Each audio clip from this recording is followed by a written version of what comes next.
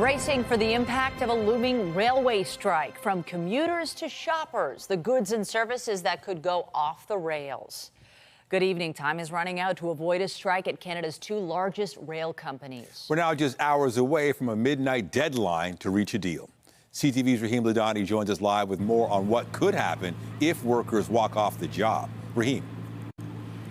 Nathan and Michelle, good evening. Industry experts we've been speaking with say if there's a rail strike that lasts just 1 week, it would take between 6 and 8 weeks to play catch up of all the stalled goods. But as you mentioned off the top, commuters like those here at Cooksville Go would also be impacted, and that impact would be felt immediately. These train tracks in Mississauga travel west to Milton and east to Union Station. But GO train riders who rely on them daily could be without a ride starting tomorrow. It is inconvenient because we only have one car, and then my wife works in Mississauga, we live in Mississauga, so she needs to drop me off at Kipling. I'll have to request for working from home because this is the only way I can commute, and it's not affordable to, catch a cab. The inconvenience is one of the consequences of a looming strike with Canada's two main rail companies, Canadian National Railway and Canadian Pacific Kansas City. Metrolinx uses their rail traffic services, and a work stoppage would suspend GO train service on the Milton line and the Hamilton GO. If that would happen, we have to go all the way down to Lakeshore.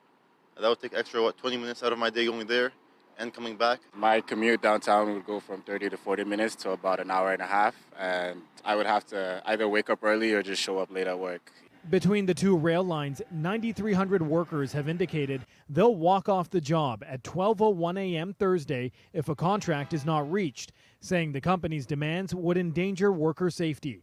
They want to roll back working conditions, roll back protections around fatigue management, rail safety, scheduling, and rest periods. More than $1 billion worth of goods are carried across Canadian railways every day. Even the threat of a strike has already stopped shipments of meats and some medicine, while any prolonged job action could have a devastating impact on the North American economy. It is totally unacceptable for us as a country to sabotage ourselves right now. We are expecting the parties to roll up their sleeves and get a deal done ASAP. Canadian businesses are calling on the federal government to step in to ensure rail services continue, fearing any strike would quickly result in consumers paying more. Basic packaged grocery products are shipped by rail, drugstore products often shipped by rail, baby formula. As the ripple effect of a potential rail strike expands further. A short while ago, we did receive a statement from CN saying that they have presented 4 offers, and they're now asking the Minister of Labour to step in and intervene to help get a deal done. Reporting live, I'm Raheem Ladani. Michelle, I'll send it back to you. Thank you, Raheem. Also tonight, Metrolinx tells residents on Pape Avenue they need to move out to make way for construction of the Ontario line. The frustration and the fury coming up. But first, we turn to disturbing details about youth being caught up in Toronto's tow truck wars. 2 teens are facing charges accused of murder for hire. The arrests are part of a crackdown by Toronto police. CTV's John Woodward joins us live with the details. John. Michelle, the police are alleging these teens are mercenaries, paid a relatively small amount of money to wreak a lot of havoc, at least a dozen shootings, even a murder. In early July, 28-year-old Sulakshan Selvasingham was gunned down as he sat in his vehicle in this gas station off Ellesmere Road. Investigators at the time couldn't point to a clear motive, leaving his friends shocked. Cared about everybody else around him more than anybody, so just a good person. On Wednesday, the Toronto police told reporters his death was one in a spree of 12 shootings by 2 teenagers, 15 and 16 years old, found with this stolen Glock handgun. Investigators believe the crimes were commissioned by others connected to Toronto's troubled tow truck industry. From shootings and arsons to mischiefs, this industry, which plays a critical role in maintaining traffic flow in our city, has been tainted by violence. Violence that has seen 43 shootings so far this year, 1/7 of all shootings in the city, part of a turf war as criminal gangs jostle for tow fees that can lead to kickbacks and insurance fraud. The violence claiming the life of one kingpin, Alex Vinogradsky, earlier this year. Some of that money apparently flowing to pay teenage enforcers. The actual the motive behind using youths is likely because of the consequences they faced would be significantly different. It's also because they're able to entice them with smaller amounts of money to encourage them to do these violent acts. In another shooting in May, a 17-year-old was arrested and charged with shooting up 2 tow trucks. No one was injured. Police allege 33-year-old Yamal Saeed Waizi conspired with him in the murder. Waizi is listed as having a tow truck driver's license as of 2019. His lawyer didn't return messages. Starting June 1st, all tow drivers will need a provincial certificate to operate, part of a provincial crackdown that is aimed to take the money out of the crime. Officers speculating that this violence may be a last gasp as the new rules are taking effect. We do believe that it's possible that the uptick in violence in the tow truck industry was as a relation of the new act coming in, perhaps. Since the arrest, tow truck-related shootings have dropped substantially, though police say their task force is still on alert.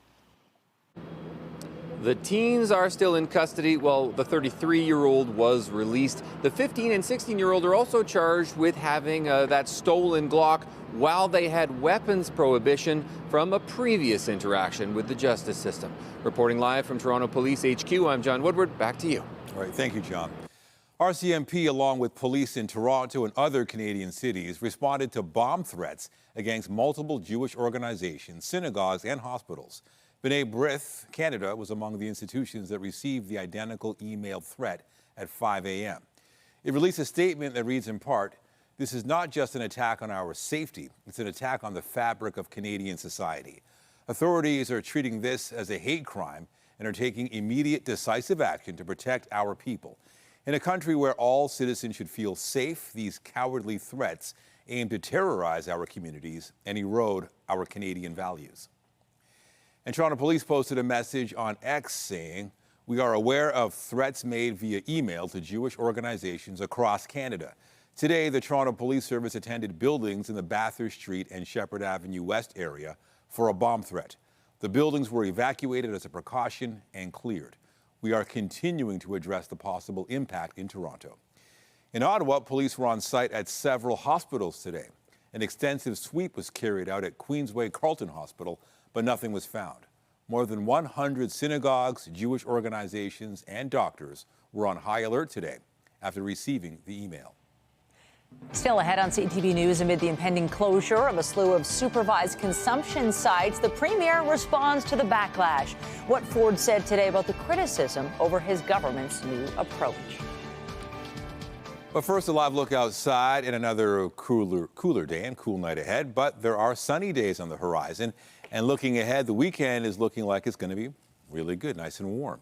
Jessica Smith is here with a look at the current conditions. Hey, Jess. Hey, I get to deliver good news today, right? We're looking at another slightly cooler day, but to be fair, this is pretty close to seasonal. We just don't have those really high humidex values that make it feel, 10, 15 degrees warmer than it really is. We've seen a few spotty showers in eastern Ontario, but for the most part, we've stayed relatively clear, just a few light clouds.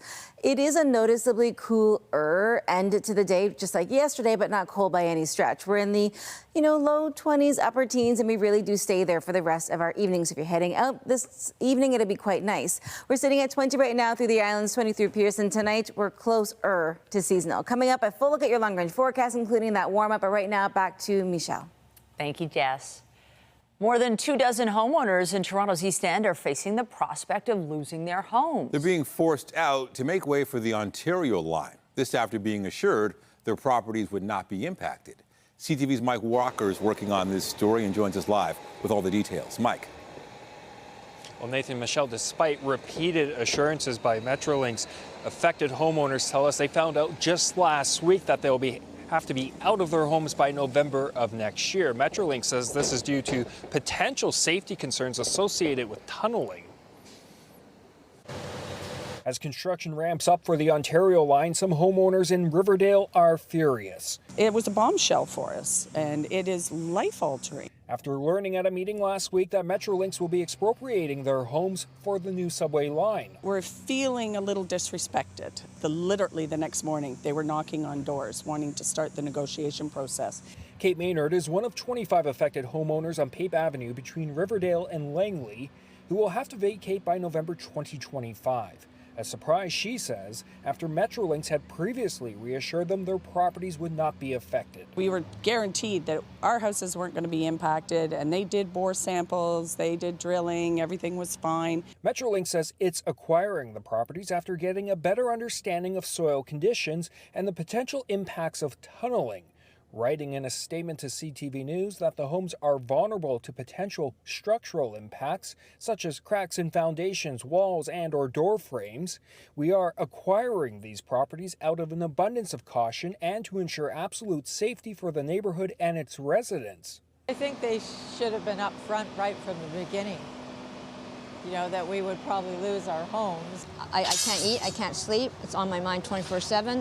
Peggy Lung has lived in her home for more than a decade, where she operates a home daycare, providing before and after care for families that attend a school directly across the street. Obviously, I can't do it because I have to move. I need to be compensated because my business is done. Metrolinx says homeowners will be compensated at fair market value, and specialists will help renters find suitable relocation options. We plan to live here the rest of our lives, and now they want me to build my new life somewhere, somehow. Residents worry about where they will end up given the climate of the housing market. We could have found us another place to live, and then when our houses were ready, we could come back. But they're not doing that. It was our retirement plan. It's hard to believe that we won't be able to afford to stay in Riverdale. Now feeling powerless as they are forced to leave their homes. Homeowners are still waiting to learn how much they will be offered for their homes. Metrolinx also tells us that they're considering all possible options for affected residents, including the possibility of moving back into their homes, but they say that will depend on assessments by engineers once the tunneling is completed. Reporting live, I'm Mike Walker. Michelle, back to you. Thank you, Mike. Trial dates have been set for 4 teens accused in a deadly swarming downtown in 2022. 59-year-old Kenneth Lee had been living in the city's shelter system when he was killed that December. Police allege 8 girls swarmed and stabbed him near York Street and University Avenue. The suspects were all 13 to 16 years of age at the time. 3 have pleaded guilty to manslaughter and 1 to assault charges. Of the remaining 4, 3 will be tried for second-degree murder and 1 for manslaughter. The trials are set for January and May.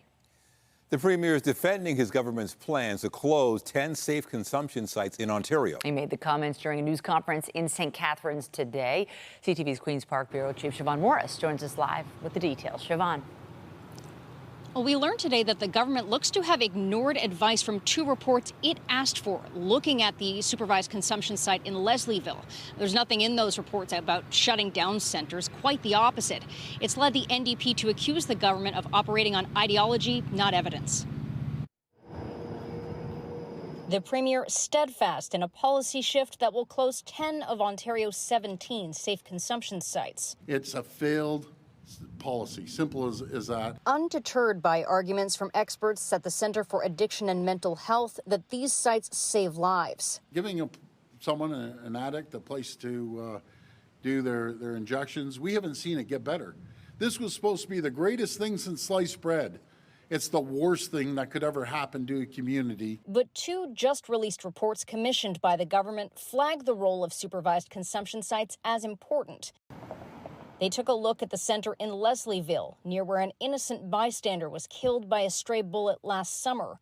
Experts recommended more safety measures, stabilized funding, even expanding service. Advice the government seems to have dismissed. What they forgot to say is public consultation. And I was just wondering how you would feel if I stuck one of these beside your house. But we've heard warnings of what's to come without the safe haven of a consumption site and programs like needle exchange. We will see more public drug use in our parks and in our laneways. We will see more discarded needles on our streets. Well, those are just typical scare tactics that these folks have been saying for years. It has not worked. Simple, ever since they've been up. The Premier insists the transition to treatment hubs is a better approach. Get them help, get them back on their feet, get them a good paying job. That's what we need to do. We don't need to feed them drugs. Many people who work with those struggling with addiction believe there needs to be room for both. The Minister of Health expects to approve some of these new hubs by the end of the year. It's not clear, though, if they'll be ready in time for when the consumption sites have to close at the end of March. Crave is home to the latest blockbusters. Seatbelts, everybody. I think I'm seeing the future. If you want to live, you have to trust me. Like Madam Web, plus monster hits. Calling for help. Godzilla is on the move. Godzilla Kong, The New Empire. The movies you want now are right here. Crave. Subscribe now at crave.ca. It reposted a video to his Facebook account that showed an Israeli diver at the Paris Games turn into a bomb dropping on civilians. He has since taken it down and said he regretted any pain it caused. He's not responded to the Premier's comments today. York Regional Police are looking for 3 suspects in a shooting caught on camera this week at a home in King Township. This happened around 3:30 a.m. Monday near Paradise Valley Trail and Anderson Cove Trail as a black SUV drives up and one suspect opens fire at the residence while the other films with a cell phone. A third suspect was believed to be driving the vehicle. Police say the house was occupied at the time, but there were no injuries. They're treating this as a targeted incident. A man who fled to Canada to escape what he says were threats to his life over his sexuality is facing deportation. Today, supporters rallied around him in an effort to stop his deportation just 4 days from now. CTV's Beth McDonnell has the story. My mind is confused because I don't know what can happen to me tomorrow. Yeah. With a petition signed by 2,000 people and a protest alongside supporters outside the local MP's office, Charles Mwangi made a desperate attempt to reverse a deportation order, sending him back to Kenya on Sunday. It's something the government need to consider all. It's here we are talking about life and death. Yeah. This is my life. The 48-year-old father of 3 is bisexual. He claimed asylum in 2019 and worked on the front lines of the pandemic as a PSW, cook and cleaner, making the Jane and Finch Black Creek neighborhood his home. Mwangi fears persecution by his local Kenyan community if he returns. We all believe Canada is a safe haven for LGBTQ people. Yeah. But when you come here, things turn opposite. Yeah. You know, because I don't know how I can explain my sexuality to anybody. Mwangi's housemate, Reverend Susan Karanja, says over the years she has watched him work hard to support his family in Kenya and can't accept to see him leave. No. This one will not go. I wouldn't want him to go. I have prayed about it. I have talked to him. We have cried together. I have counseled him as a pastor. I have talked to him. I'm like his emotional big sister. Shame!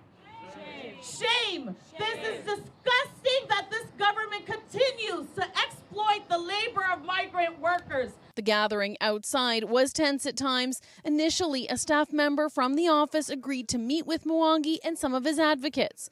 That got canceled, then rescheduled. Eventually, Mwangi delivered the petition and went inside to plead his case. In the end, the protest was somewhat productive. Mwangi and his supporters say the MP's office has agreed to contact the immigration minister and reconnect with them tomorrow in the hopes of stopping the deportation order. Beth McDonnell, CTV News. The Canadian government is providing $5.7 million to help people in Ukraine. The funding will go to 3 humanitarian organizations for food, education, healthcare, and psychological support. On the battlefield, Ukraine says it has destroyed Russian pontoon bridges with U.S.-made weapons to defend its incursion into Russia's Kursk region. The Kremlin says its forces have halted Kyiv's advance there, but Ukraine has announced a number of successes since crossing into the region unexpectedly on August 6th. Meanwhile, Russia says it destroyed 45 drones over its territory today, including 11 over the Moscow region. In Chicago, the Democrats' vice presidential nominee will be in the spotlight tonight at the party's national convention. Tim Walz will make a high-profile speech to delegates who still may be buzzing about last night's headliners. CTV's Joy Malbin reports. We are here tonight to officially nominate Kamala Harris. Wrapping out to a raucous roll call of the states, It set the stage for the Democrats' power couple, the Obamas, firing up this crowd. America, hope is making a comeback. Tying their legacy and movement for hope and change to Kamala Harris and Tim Walz, along with a call to action to get out the vote. So, if they lie about her, and they will, we've got to do something. I'm all right. Harris, the first woman of color to run for the presidency, taking nothing for granted, beamed into the convention. We are so honored to be your nominees. Holding a rally in the battleground state of Wisconsin in the same arena where Donald Trump was crowned the Republican nominee, leaving it to the Obamas to rip into Donald Trump as dangerous, divisive, and, well, petty. There's the childish nicknames, the crazy conspiracy theories, this weird obsession with crowd sizes. We do not need 4 more years of bluster and bumbling and chaos. We have seen that movie before, and we all know that the sequel is usually worse. After that attempt on his life, Donald Trump holding his first outdoor rally in North Carolina, shielded by bulletproof glass. As recent polls show, Harris is leading here, and in key states, Trump attacking Harris. Kamala, you know, she's comrade, the most radical left person ever to run for a high political office in our country. His running mate, J.D. Vance, taking a swipe at Walz over questions he embellished his background and military record. Don't send her stolen valor sidekick. Send a former Marine. Send J.D. Vance to be vice president. The big moment tonight will be when Walz is officially nominated. Largely unknown, the Minnesota governor, former football coach, has charmed Democrats with his feisty, aw shucks, all-American background. Governor Tim Walz will be joined by former President Bill Clinton, and Kamala Harris will be back here tonight. Joy Malvin, CTV News, Chicago. And for more, we're joined now by CTV News chief political correspondent Vassy Kapelos in Chicago. Vassy, the Obamas went hard at Trump. What's the strategy there?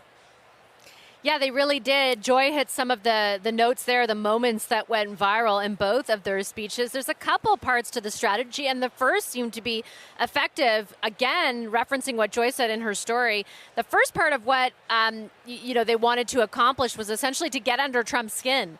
And as you heard in Joy's report, they did, right? He was right back on the personal, getting a lot of insults in there when his advisors are telling him to focus on issues and not personal attacks. It's like he can't help himself. And that was part of what they were trying to do.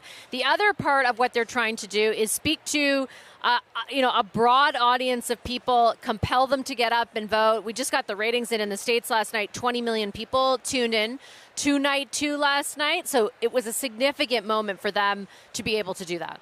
Pretty big numbers. What do you expect from Tim Walz and Bill Clinton tonight? Well, speaking of those numbers, this couldn't be a bigger night for Tim Walz. He's only been there for 15 days. Like, nobody really knows who he is. There are some Americans, obviously most of them in Minnesota, where he serves as governor and has for a number of years, who do know who he is, but the majority of them do not. With numbers like that tuning in, this is about as significant as it gets for him. On the flip side, I'm very curious to see if Bill Clinton also, quote unquote, goes low where Trump is concerned, because all the big name speakers have been tasked with doing so in order to allow for Kamala Harris to not have to go low, to be able to talk about a more forward-looking vision. So will Bill Clinton go there? He's not really known for that, right? Like, we're used to seeing him in a different capacity. He doesn't speak a lot publicly about Trump, but I'm very curious to see tonight if he ends up talking in the same way we heard, albeit with a very different personal experience, Barack and Michelle Obama do last night. Do you see the focus shifting from personality to politics? That's a great question. I'm not sure it is. I think actually some of the organizers I was talking with yesterday, I was sort of pushing them, like, how come she's not doing any accountability interviews, right? I'm a journalist. I want all our leaders, and ours don't either in Canada, I should say, to take hard questions. She hasn't really done a lot of that yet. And they said, look, on a normal day, I'd agree with you. But this campaign is so different, right? Like, is it really about the issues? Or is it about kind of a cult of personality and insults being traded back and forth? I think they're leaning to the latter. And, it's just a sort of a reality check from them. All right. CTV News chief political correspondent Vassy Kapelos in Chicago. Thank you. Thanks, Nathan. Coming up, alarming insight into the mental health of Ontario students. A new CAMH survey reveals increasing levels of psychological distress. We'll outline the findings and some positive news when it comes to drug use among youth.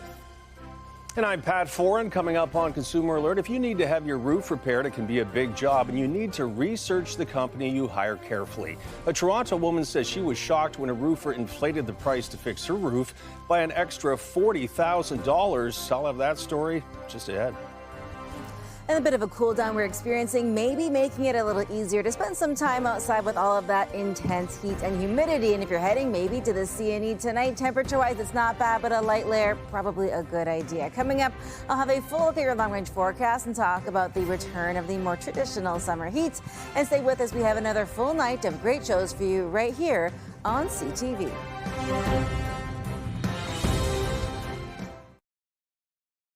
If you have a home and need to get your roof repaired, it can be a big job and an expensive one. It's why you have to be extremely careful with who you hire to make sure you get the work done right at a fair price. Here's Pat Foran and a Consumer Alert. Pat. That's right, Michelle and Nathan, thank you. A Toronto woman contacted us last week after she hired a roofing company. After they started the job, she became concerned when they told her she would have to pay an extra $40,000 to finish it.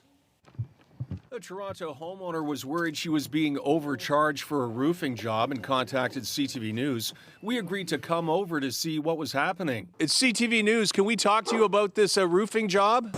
No English. No English. Maria asked us not to identify her, but said she felt uneasy about the escalating cost of the roofing job. She found a company online to do her eaves troughs, but they said it was her roof that was in rough shape and needed repairs. She was first quoted $17,500, then was asked to pay $28,000 in advance, and then told the total cost would be over $57,000. I was already feeling overwhelmed because it was a lot of money. For that price, it's not the entire roof, but only the flat portion on her side of a duplex. Her bank also raised concerns about the large amounts she was withdrawing. She even questioned the fact that the check was being made payable to a person, not the actual company. She signed a contract with Citywide Roofing and Chimneys. The company called Maria while we were there. A man who identified himself as John Crow said he had misquoted the job by mistake and that he had accidentally overcharged her by $40,000. I explained to her that it's a misunderstanding and I'm giving her a different contract and she's getting back money. Crow said he would reduce the cost of the roofing job by almost $38,000 and give Maria a refund of the money she already paid. I'm giving her back $9,000 because it was a mistake. It's $19,000. Maria still has concerns about her roof, but is relieved the price has been reduced. Are you glad that you called CTV and sent me that note? Oh, for sure. 100%. The roofer said he would return the $9,000 on Monday, but still hasn't. Maria says she needs that money back and plans to be more careful choosing contractors in the future.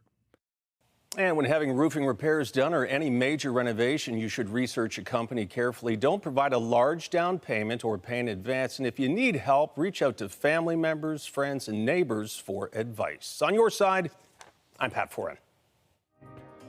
If you have a consumer story idea, email us at alert@ctv.ca.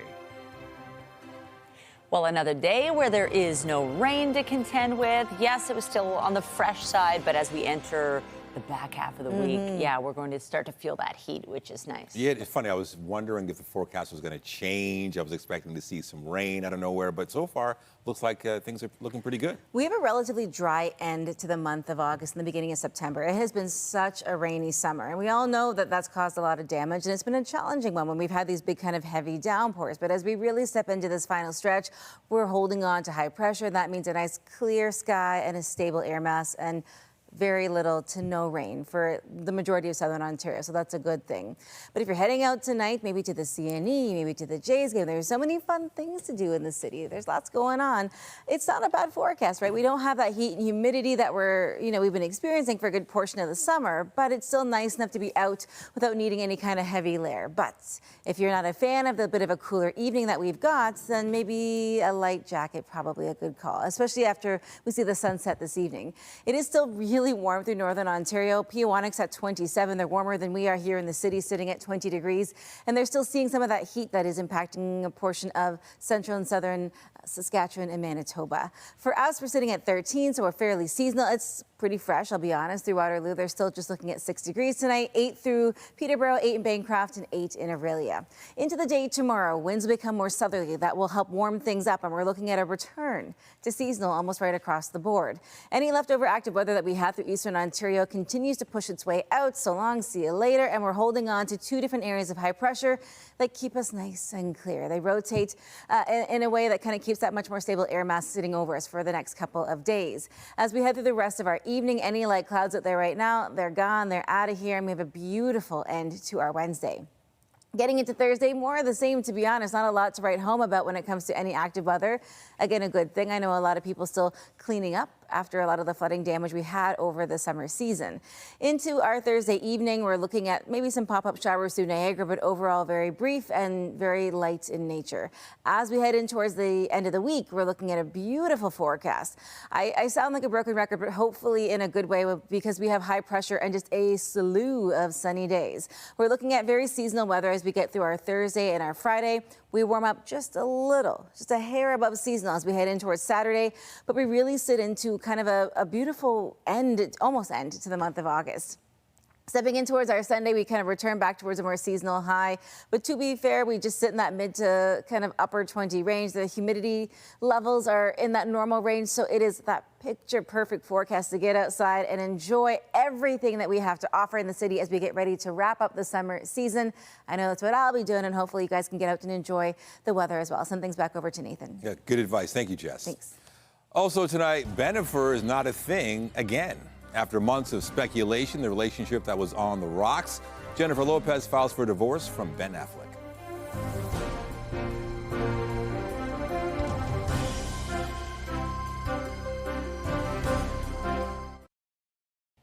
Results of a recent CAMH survey show stress levels for Ontario teens are taking an increasing toll on their mental health. We get the details from our health reporter, Pauline Chan. The Ontario Student Drug Use and Health Survey is taken every 2 years, and the latest figures look at 100,000 students in grades 7 to 12 in 2022 to 23, and it shows just over half of students are experiencing mental distress. Basically, of students reported symptoms of anxiety and depression that suggests that they're at risk for moderate to severe psychological distress, or moderate to serious psychological distress, which is a concern because a decade ago, that number was 23%. The survey also shows 19% of students had deliberately harmed themselves in the past year, up from 15% in 2019, and 18% had serious thoughts about suicide, up significantly from 11% in 2001 when they first started monitoring this, and 5% in the survey had attempted suicide in the past year. And this is particularly problematic from my perspective because, again, you have around almost a third of students reporting that they only had a fair or poor ability to cope with unexpected or difficult challenges. Climate change, job uncertainty, and the high cost of living are some of the main stressors, says CAMH Youth Advisor Olivia Tucker. There's a lot of worry about your future. If you're going into post-secondary, that used to mean you were basically guaranteed a job. Nowadays, doesn't necessarily mean you have a set career after you graduate. The survey also shows many young people are not seeking help even if they feel they need it. Some try to solve their problems on their own, others fear stigma. This indicates that we still have some work to do, and that we need to have conversations with students at multiple levels, whether it's in the home or outside the home, that it's okay to reach out for help. Pauline Chan, CTV News.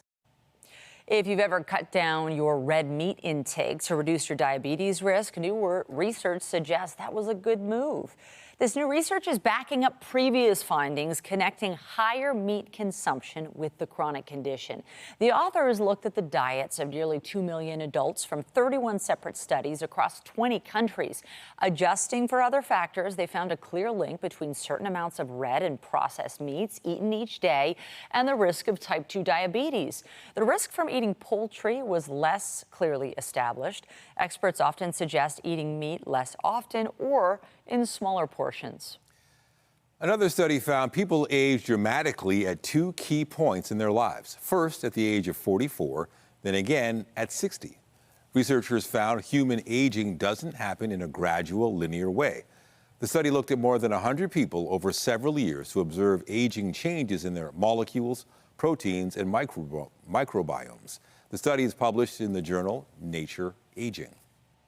Bennifer is officially no more. Jennifer Lopez has filed for divorce from Ben Affleck. According to an entry on the Los Angeles Superior Court docket, Lopez filed to end their 2-year marriage on Tuesday. The breakup comes after reports the two have been living separately. They also sold their Beverly Hills home, and Lopez canceled her summer tour to spend time with her family. Their divorce marks yet another turn in their love story that has played out in the spotlight for decades now. Both married others and had families before they reunited in 2021. When is the fame you always wanted too much? That's what pop singer Chappell Roan is asking. The rising star recently took to social media to push back against the fans who have made her famous. Our Andrea Case joins us live now in the studio with the story. Andrea. Michelle and Nathan, good evening. Okay, I'm always happy to take a picture with a fan of CTV News, but I'm not a major star, and my social media game, well, it's pretty weak. Chappell Roan is dealing with a type of fame of a whole different level. You've heard of overnight success. Well, that's what many people are calling Chappell Roan. Her second release, called The Rise and Fall of a Midwest Princess, came out 11 months ago. Initially a sleeper hit, now her popularity has exploded. She says the album was 4 years in the making, and the fame which comes with her success appears to be too much. I don't give a if you think it's selfish of me to say no for a photo or for your time or for a hug. That's not normal. That's weird. If you could have anything, what would you want? As a teen, she first released songs on YouTube and got a record deal. You say you wasn't that young. Her first EP was released in 2017. It failed to perform and she was dropped from her label. Roan returned to her hometown, World, Missouri, worked in a donut shop, leaned into her queer identity, became an independent artist, and kept making music. Now posting on TikTok, she questions why fans would approach someone they don't know. Would you stalk her family? Would you follow her around? Would you try to dissect her life and bully her online? Her performances have gone from small venues to sets before thousands at festivals like Osheaga in Montreal. Even Elton John is a fan. Chappell Roan is a complete favorite of ours. Your records are amazing. E-Talk's newest reporter and Virgin Radio host, Shannon Burns, interviewed Roan a few months ago. I think a lot of celebrities are scared to speak out in this way because of the backlash that we are seeing Chappell get just over the last few days, where people are saying that she's not appreciating her fans for helping her get to where she is right now. But I do think that just by having conversations like this and her bringing this up, it's really ushering in this new era of celebrity that I think needs to be talked about. As for the rising star, will fans take heed of her position? Only time will tell. Chappell Roan is currently on a European tour. It is a catchy song. Now, every celebrity learns to navigate their fans in their own way. When Justin Bieber saw his fans standing outside his apartment 3 years ago, he kindly and calmly walked up to them and asked them to leave. Others embraced them completely. Who can forget the time in 2014 when Taylor Swift invited 89 fans into her mother's house for her 1989 album release party? I'm Andrea Case for CTV News. Michelle, I'll send it back to you. Thank you, Andrea. And speaking of Taylor Swift, she is out with a new music video sharing new perspectives on her sold-out Eras World Tour. I was grinning like I'm winning, I was hitting my marks, 'cause I can do it with a broken heart. This is the video for I Can Do It With a Broken Heart. It's from Swift's album released earlier this year, The Tortured Poets Department. The video shows Swift and her team's rehearsal process for the Eras tour and behind-the-scenes moments from several live shows. Swift's next concerts will be right here in Toronto, with the first of 6 on November 14th.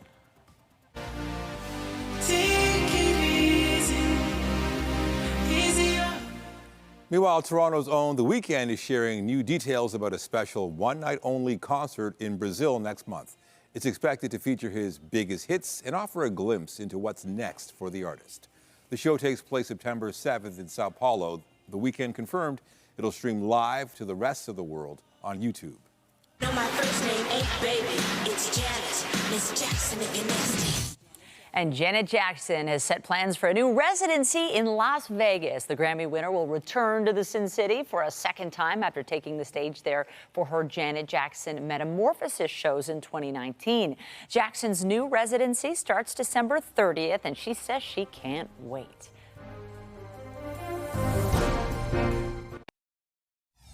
We are expecting the parties to roll up their sleeves and get a deal done ASAP. Updating our top story, still no deal this evening between Canada's main rail companies and more than 9,000 unionized workers. Employees at Canadian National Railway and Canadian Pacific Kansas City could walk off the job just after midnight, with impacts on commuters and businesses. Youths are being targeted to commit the actual acts that other people want done out on the streets. Toronto police have arrested a 15 and 16-year-old in connection with 12 separate shootings. Investigators believe the teenagers were hired by others linked to the city's tow truck industry. The violence included the deadly shooting of 28-year-old Sulak Chancel Vasingham, gunned down while sitting in his vehicle at a gas station off Ellesmere Road. I think they should have been up front right from the beginning. You know, that we would probably lose our homes. And owners and residents of 25 homes in Riverdale are facing uncertainty after Metrolink said it would be acquiring their properties. The transit agency is expropriating the land ahead of tunneling along Pape Avenue for the future Ontario line. Officials say owners will be compensated at fair market value. And remember to keep up to date day and night through our website, ctvnewstoronto.ca, and by downloading the CTV News app. On the markets, the Canadian dollar was at 73.54, up just over 1/10 of a cent. Western Canadian Select Oil was down $1.05 to 57.78 a barrel, and the TSX Composite Index finished at its new high of 23,121, up just over 84 points. The Business Report is brought to you by Canadian Western Bank, the bank built for business. Drake's lifestyle and apparel brand is opening up a special seasonal pop-up location in Scarborough. October's very own, also known as OVO, has permanent locations at the Eaton Centre and Yorkdale, but it's coming to Scarborough Town Centre with special locally themed products that will only be available there. They'll include items shouting out the East End, as well as the Scarborough Shooting Stars, the local Canadian Elite League basketball team. The pop-up is set to open, quote, soon. The Toronto Blue Jays will be going for a series win against Cincinnati at Rogers Centre tonight. He won against Barger, but he lives on the margins, and Springer launches to left. His 15th of the year. Toronto evened the series last night, defeating the Reds 10-3. The Jays had a season-high 10 home runs, including 2 by George Springer. Jose Barrios won his 3rd straight start. Tonight, Yariel Rodriguez will be on the mound for Toronto. Meanwhile, Canada will be up against some tough competition when it begins play at the World Baseball Classic. Our team is in a group that includes Puerto Rico, Cuba, and Panama. They are all ranked higher than Canada, which is 16th in the world. 20 countries will compete at the tournament, with Canada's group starting on March 6th, 2026 in San Juan. Just ahead, rehabilitated and ready to go home. A moving sight on a Florida beach today. The story of an endangered sea turtle given a second chance at life. Tonight, the spotlight on Kamala Harris's running mate. Tim Walz was seen as a dark horse candidate. He was basically plucked out of obscurity. The big stage, the big speech from the Democratic vice presidential nominee later on CTV National News. Tomorrow, a warning when you click online. I gave them my credit card number. How to avoid a one-way ticket. $300 for $39 tickets. To a ripoff. Tomorrow on CTV News at 6. Finally tonight, a joyous sight for animal lovers at a Florida beach. An endangered sea turtle was returned to the ocean today after receiving some tender, loving care. This is Willow. Now, she was brought to the Loggerhead Marine Life Center in June after being found with an injury to her left front flipper. She was also diagnosed with a condition that causes sea turtles to be malnourished, fatigued, and encrusted in barnacles. But Willow is now described as feeling very feisty after receiving some antibiotics, pain medication, and nutritional supplements. The sea turtle was released this morning at Juno Beach, about 30 kilometers north of Palm Beach. Good to hear. Go, Willow, go. It's just so fast. You want to get home so bad. Willow can move. Yeah, adorable. Listen, she's at probably a much warmer beach than our beaches here, but you know what? It's not bad as we head into this evening. We were just talking, we're not into that time of year just yet where you have to be outside in all kinds of layers. So whether you're going to watch some people play soccer tonight, you're going to go to the Jays game, you're going to go to the C&E, you're going to go to an outdoor show, whatever you're doing, it's going to be fantastic. It's just a little fresh, maybe a light layer. As we step in towards the rest of the evening, though, it is quite beautiful right around southern Ontario in that upper teen, low 20 range in that sweet spot where it's still pretty nice. As we head in towards the end of the week, it only gets better. And by the weekend, we are looking at temperatures just above that seasonal mark. And that's just a whole lot of sunshine. And I'll take it. Fabulous. Thanks, Jess. That's it for us. But be sure to join Morella Fernandez tonight at 11 for CTV National News, followed by Zarada Allman with our next local newscast at 11:30. In the meantime, our coverage continues anytime on CP24 and online at ctvnewstoronto.ca. For Jessica Smith and the whole team here, thanks for watching and have a great night.